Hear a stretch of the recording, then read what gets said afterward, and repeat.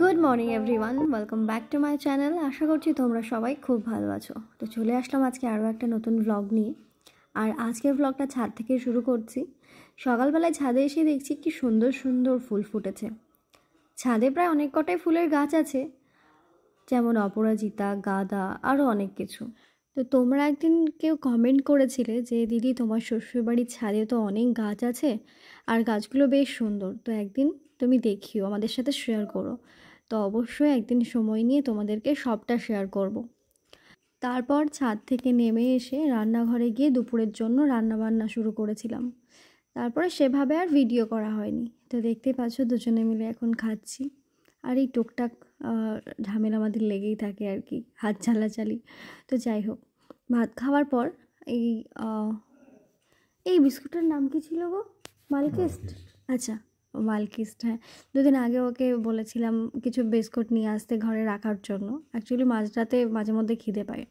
ও এই যে দেখো, ভিডিও বানাতে বানাতে আমি বারান্দায় দাঁড়িয়ে ভিডিও বানাচ্ছিলাম। ভিডিও বানাতে গিয়ে যেই ঘরে ঢুকবো অমনি হাত থেকে ফোনটা ধপাস করে পড়ে গেল। হ্যাঁ, ফোনটা হাত থেকে পড়ে গেলে বুকে অনেকটা লাগে। অ্যাকচুয়ালি এই ফোনটাই তো আমার সব কিছু। ফোনের যদি কিছু হয়ে যায় মনে হবে যে বিশাল কিছু হয়ে গেছে। আর এই যে ফোনটাতে আমি ভিডিও করি, ফোনটা অবশ্য সত্যি কথা বলতে গেলে অনেকটাই ভালো ফোন। মানে হাত থেকে আমার প্রায় অনেক কবার পড়ে গেছে, আর যতবার পড়ে গেছে মানে অন্যান্য ফোন হলে হয়তো ভেঙে যেত, এরকম একটা ব্যাপার। বাট এই ফোনটা আমার কিছু হয় না। তো যাই হোক, ফোনের কিছু হয়ে গেলে আমি তোমাদের সাথে সেভাবে কিছু শেয়ারও করতে পারবো না। আর আমার বেশি মন খারাপ করবে, কারণ ভিডিও বানাতে আমি এতটাই ভালোবাসি। সব সময় তো দেখো যে যাই করি, যেখানেই যাই, সব কিছুই তোমাদের সাথে শেয়ার করি। তোমাদের সাথে শেয়ার করা যেমন তেমন আমি ভিডিও বানাই কেন বলো তো? মানে এই যে আমি আজকে যেটা করছি সেটা আমি 5 বছর পর দেখতে পাবো যে আমি কী করছি বা কী করেছিলাম। এটা একরকম আমার জন্য বলতে পারো যে আমি ভিডিওটা স্মৃতি হিসেবে রেখে দিচ্ছি। তো ছাদ থেকে নিচে গিয়ে আমি রেডি হয়ে নিচ্ছি এখন। বাজারে যাব, বেরোনোর আছে, কিছু কেনার আছে আর কি। তো এই যে ভিডিও করার সময় যেই ক্যামেরা যদি অন করা দেখে একবার, ও কিন্তু ক্যামেরার সামনে আসতেই চায় না। মানে যেগুলো দেখো তোমরা মোটামুটি কথা দিয়ে জোর করে এরকম অন্য কিছু কথা বললে ওকে ক্যামেরার সামনে নিয়ে আসতে হয়। ও ক্যামেরার সামনে সত্যি কথা বলতে গেলে এখনও কমফোর্টেবল ফিল করে না। তো ঠিক আছে, আরও সময় আছে, সময় নিক, অসুবিধা নেই। তো দেখতেই পাচ্ছ এখন বাড়ি থেকে বেরোচ্ছি। আর এটা হচ্ছে ওর সাইকেল।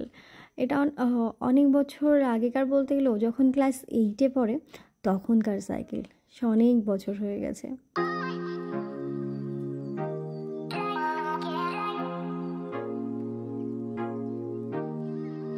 তো এখন আমি যেখানে দাঁড়িয়ে আছি সেই জায়গাটার নাম হচ্ছে 11 ফটক। যারা উলুবেড়িয়ার আশেপাশে আছো বা উলুবেড়িয়ার যারা আমার ফ্যামিলি মেম্বার আছো তারা হয়তো জায়গাটা চিনবে, জানবে।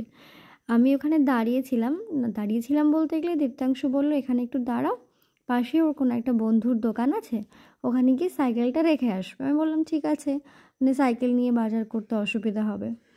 তাই আমি ওখানে জাস্ট কয়েক মিনিট হয়তো দাঁড়িয়েছিলাম। আর এটা হচ্ছে শুটকি মাছের বাজার, দেখতে পাচ্ছ কত শুটকি মাছ।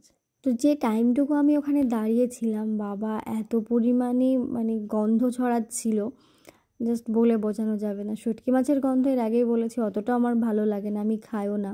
যারা খায় তাদের কাছে হয়তো ওটা ভালো লাগবে। তো আমি ওখান থেকে চলে আসার পরও মনে হচ্ছিল আমার নাক থেকে গন্ধ যাচ্ছিল না, পুরো গায়ে গন্ধ হয়ে গেছে এরকম মনে হচ্ছিল। তো ঠিক আছে, তারপরে আসলাম সবজি বাজার করতে।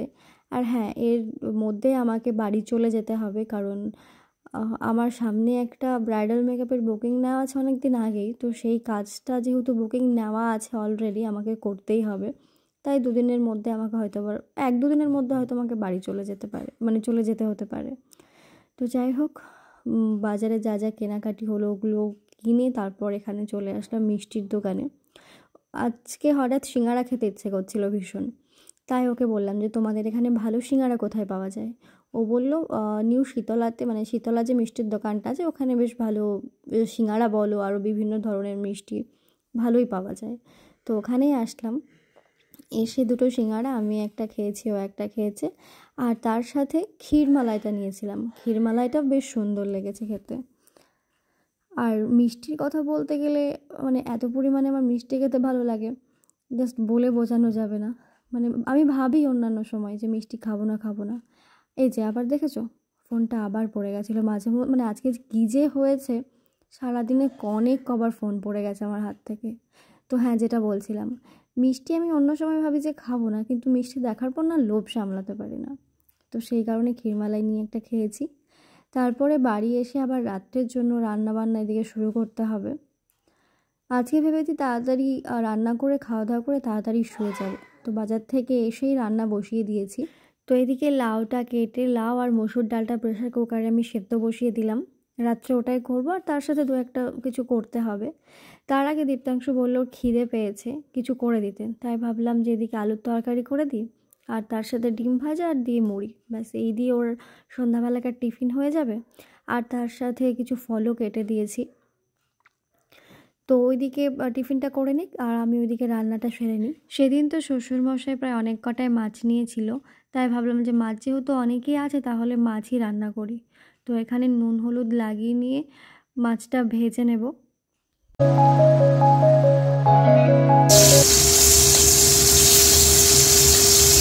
আর এর আগের দিন কসমো বাজারে গিয়ে যে রান্নাঘরের জন্য কটা কৌটো নিয়েছিলাম, সেই কৌটোগুলো তো বের করাই হয়নি। তাই ভাবলাম যে কৌটো যে 2-3টে আছে ওগুলোই বের করি। মানে রান্নার ক্ষেত্রে তো লবণ হলুদ লঙ্কা গুঁড়োটাই বেশি লাগে, তো ওই আপাতত 2-3টে কৌটোই বের করেছি। মানে এইটাতে হলুদ রেখেছি, আর সেম কৌটোগুলো মানে দুটো সাইজের নিয়েছিলাম, একটা বড় একটা ছোট। তো বড়টাতে লবণ রেখেছি, একটা অবশ্য এখনও ফাঁকাই আছে। আর আরও অনেক কিছু সেট করে কিনতে হবে, বাট আমি ভাবছি যে আমি যখন একেবারে এই বাড়িতে চলে আসব তখন নিজের মতো করে রান্নাঘরটা না হয় গুছিয়ে নেওয়া যাবে, নিজের পছন্দ মতো কৌটো কাঁটাগুলো, বিশেষ করে ওই মশলাদানিগুলোর কথা বলছিলাম আমি। তো চলো আজকের ভিডিওটা এ পর্যন্তই শেষ করছি, কারণ ভিডিও এর পরে আর শ্যুট করা হয়েছিল না, কিছু কাজে ব্যস্ত হয়ে পড়েছিলাম। তো চলো তোমাদের সাথে পরে কোনো ভিডিওতে আবার দেখা হবে।